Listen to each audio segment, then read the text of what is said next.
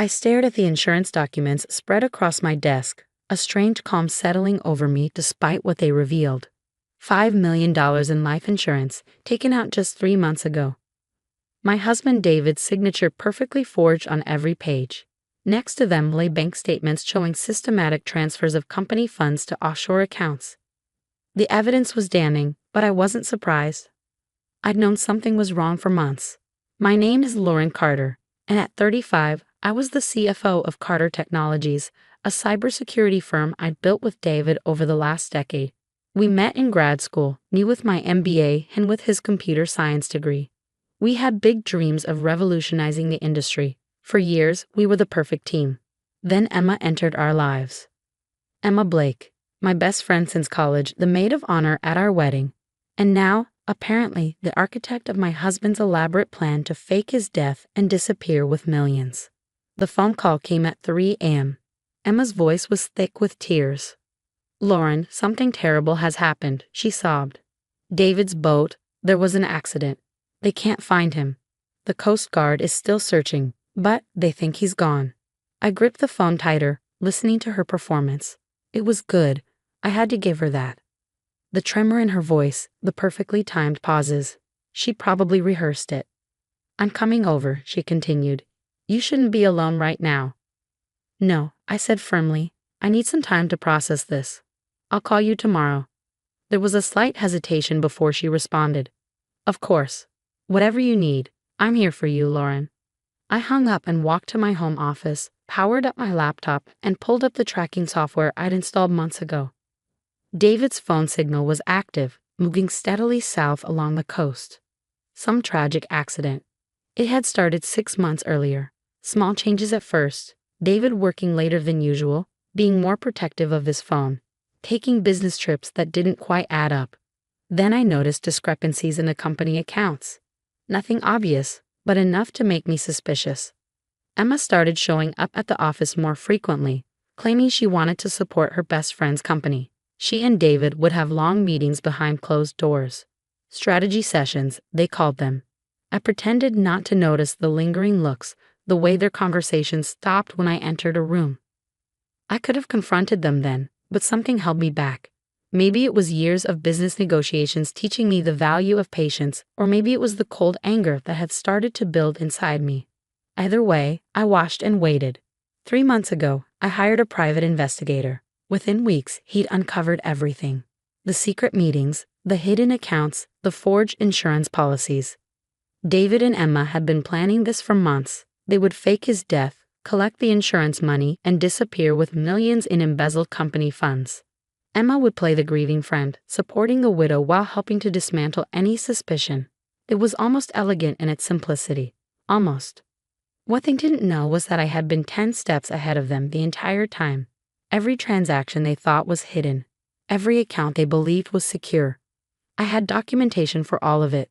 But more importantly, I had something they didn't expect. Patience. The morning after Emma's call, I began implementing my own plan. First, I contacted James Mitchell, my personal attorney and the only person who knew what was really happening. "Are you sure about this?" he asked when I laid out my strategy. "We have enough evidence to stop them now." "I'm sure," I replied, my voice steady. "Let them think they've won. Let them get comfortable. Then we'll show them exactly what happens when you underestimate me." James nodded slowly. "It's your call. But be careful, Lauren. People who are capable of this level of betrayal are dangerous." I smiled, though there was no warmth in it. "Trust me, James. They have no idea what dangerous really looks like." The next few days were a blur of activity. The Coast Guard called off their search. Emma was constantly at my side, playing the role of supportive best friend perfectly. She held my hand through meetings with the police, helped me plan a memorial service, and made all the right sympathetic noises. I played my part too, the grieving widow, too devastated to look too closely at the insurance policies or company accounts. I let Emma handle the paperwork, watching as she tried to hide her satisfaction when everything went smoothly. The memorial service was a masterclass in deception. Emma stood beside me, gabbing at her eyes as she delivered a touching eulogy about David's brilliance and devotion. I sat in the front row, my face carefully composed, thinking about how my husband was probably on a beach somewhere. congratulating himself on his clever escape. But I had a surprise waiting for both of them, because while they'd been busy planning David's death, I'd been making my own arrangements. Every dollar they thought they were stealing had been carefully tracked. Every account they believed was secure was being monitored. And the insurance policy they were counting on, it had a few clauses they hadn't noticed.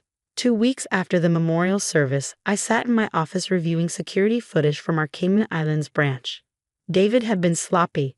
His new passport might be fake, but his face was still his face. I watched as he entered the bank, Emma trailing behind him in an obvious disguise. They thought they were being clever. The insurance company had approved the claim with surprising speed, no doubt helped along by the forged Coast Guard reports Emma had submitted. $5 million would be deposited into my account within days. What they didn't know was that I'd already flagged the policy for fraud investigation. My phone buzzed, Emma calling again. She'd been checking in regularly, playing the concerned friend while also trying to gauge if I suspected anything. "Lauren," she said when I answered, her voice gentle. "How are you holding up?" "As well as can be expected," I replied, keeping my voice appropriately subdued. "Actually, I could use your help with something. The insurance money is coming through, and I'm not sure what to do with it all." There was a slight pause. I could almost see her trying to contain her excitement. "Of course, whatever you need. Why don't I come over tomorrow? We can go through everything together." "Perfect," I said. "Oh, and Emma, thank you for everything. I don't know what I'd do without you." After hanging up, I opened my laptop and sent a quick email to James. Everything was falling into place. The next morning, Emma arrived bright and early, armed with financial advice and fake sympathy. We sat at my dining room table, papers spread out between us. "I've been thinking," she said carefully, "maybe you should consider investing the money offshore.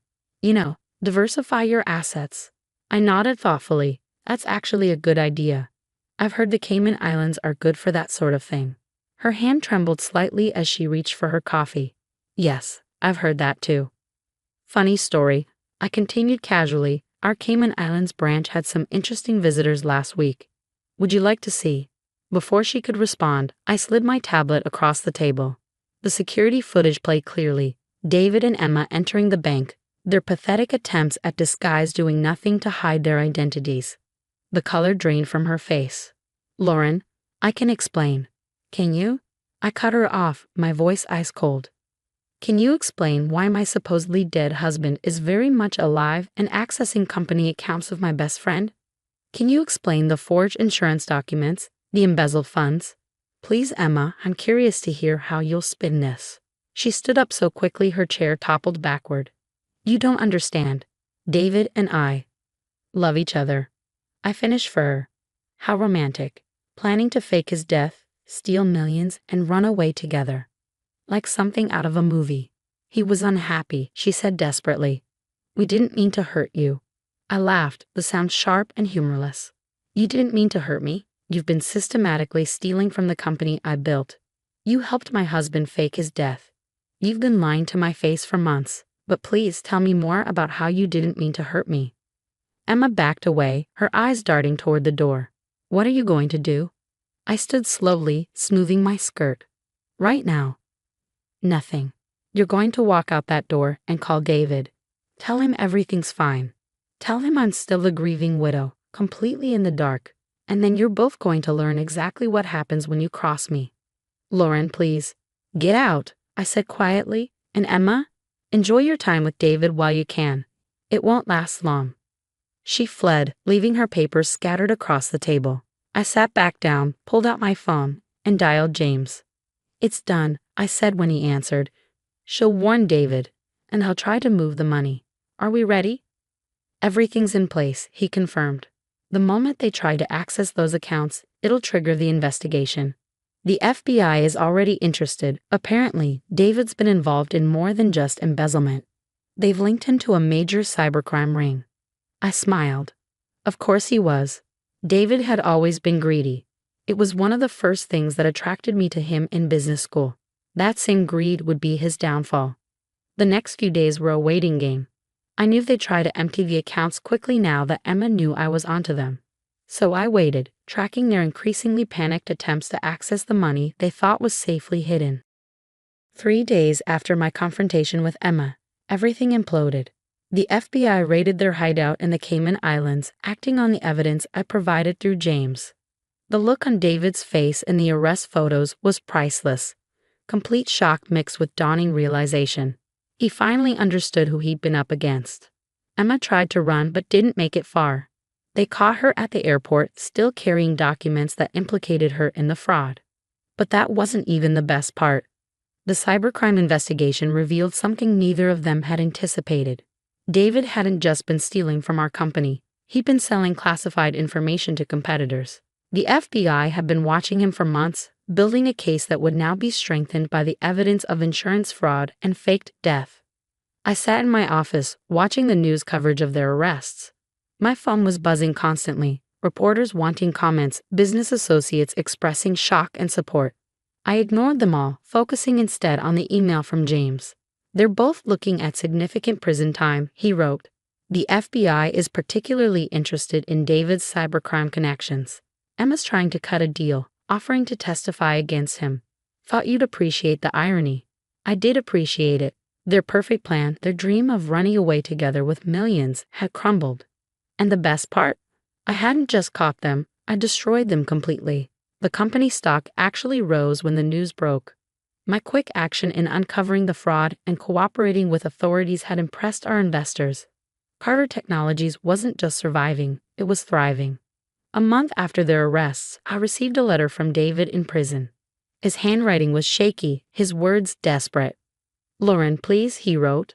"You have to help me. I know I made a mistake, but everything I did was for us, for the company. Emma meant nothing. It was all part of the plan. You're my wife. We built this together." I shredded the letter without finishing it. The next day, I filed for divorce. Emma tried to contact me too, through her lawyer. She wanted to apologize, to explain herself. I sent back a simple message: "Save it for your sentencing hearing." The trials were quick. With a mountain of evidence against them, both David and Emma took plea deals. David got 15 years for the combined charges of fraud, cybercrime, and conspiracy.